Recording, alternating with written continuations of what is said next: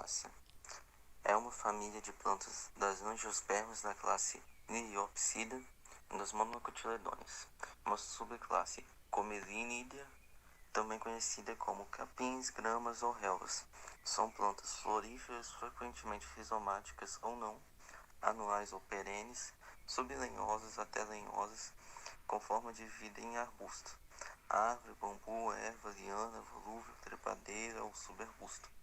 Vive sob substrato aquático, rupícola ou terrícola. É a principal família das angiospermas do ponto de vista econômico, não apenas pelo número de espécies, mas também por sua importância na alimentação, paisagismo, pastagens, e algumas espécies ainda são utilizadas como fins medicinais. Sua ocorrência é cosmopolita, ocorrendo em todo o mundo e em todos os ecossistemas, incluindo os desertos, ambientes marinhos e de águas doces. A espécie Oryza sativa, arroz, é uma monocotiledônea da família das poáceas. Como tal, caracteriza-se por possuir verdes de aquênios, especializados ou cariópsis, como frutos. O arroz é uma gramínea anual adaptada ao ambiente aquático. Esta adaptação é devido à presença do aerênquima no colmo e nas raízes da planta, o que possibilita a passagem do oxigênio do ar para a camada da rizosfera. É a terceira maior cultura cerealista do mundo, ficando atrás apenas do trigo e do milho. A raiz. A raiz seminal ou radícula surge da coleoriza logo após o seu aparecimento, e é seguida por uma ou duas raízes seminais secundárias. Todas elas desenvolvem raízes laterais. Persistem apenas por um curto período de tempo após a germinação e são logo substituídas pelo sistema secundário de raízes adventícias. A folha primária surgida do coleóptilo difere das demais por ser cilíndrica e não apresentar lâmina. A segunda folha e as demais são dispostas de forma alterna no culmo e surgem a partir de gemas situadas nos nós. A porção da folha que envolve o culmo é chamada de bainha. Então, a porção pendente da folha é a lâmina. Na junção dessas duas partes situa-se o colar, do qual emergem dois pequenos apêndices em forma de orelha, sendo por essa razão denominados de aurículas, e uma estrutura membranosa de forma de língua denominada lígula. O caule da planta de arroz é composto por um colmo principal e um número variável de colmos primários, secundários ou perfilhos. Durante o período vegetativo, um perfilho é visualizado como estrutura composta de folhas e gemas axilares. O caule propriamente dito encontra-se na base do perfilho, que só é visível diante a dessecação. Panícula. A inflorescência determinada da planta de arroz denomina-se panícula, localizada sobre o último entrenó do caule, que é erroneamente considerada um pedúnculo. É subentendida pela folha bandeira, que é composta pela raquis principal, que possui nós, dos quais saem as ramificações primárias, que por sua vez dão origem às ramificações secundárias. De sua origem surgem as espiguetas. Estas são formadas por dois pares de brácteas ou grumas. O par inferior é rudimentar e suas grumas denominadas de estéreis.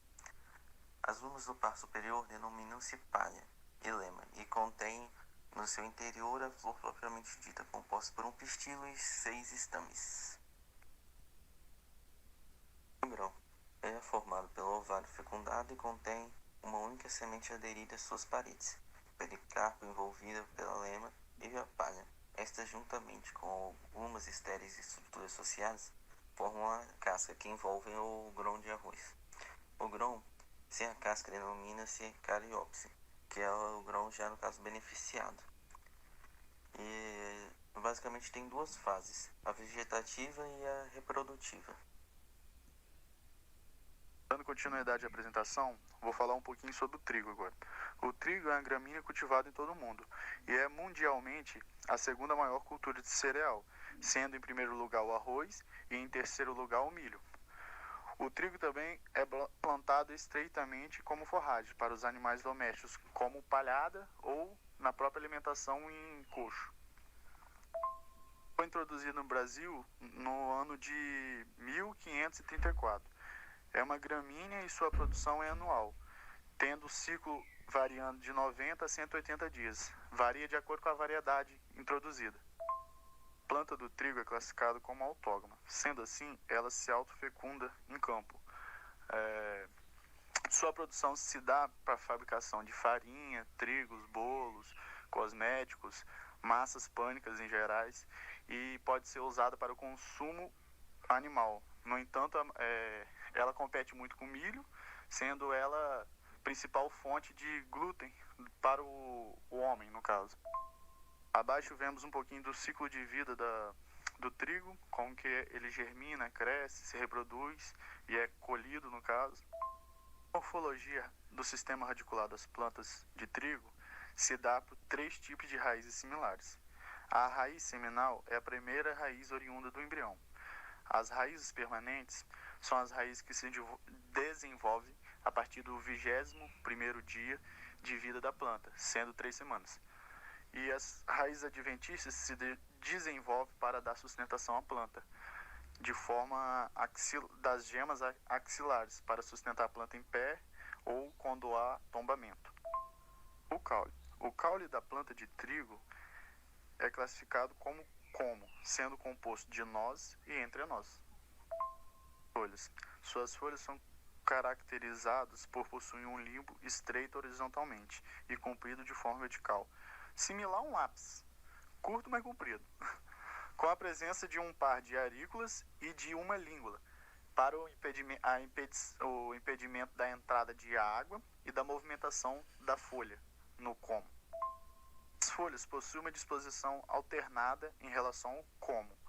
Possuem uma angulação de aproximadamente 180 graus e ficam inseridas próximo aos nós da planta de trigo, sendo que de 4 a 5 folhas por planta, sendo similar ao número de nós, podendo variar para mais e para menos. Agora é a parte mais complicada de entender, mas vamos. As flores. As flores não são flores, são inflorescências. E são em formato de espigas que possuem espiguetas. E cada espigueta com 2 brácteas estéreis ou glúmulas. É complicado o negócio, mas tá. Dá uma olhada aí na imagem e tenta entender.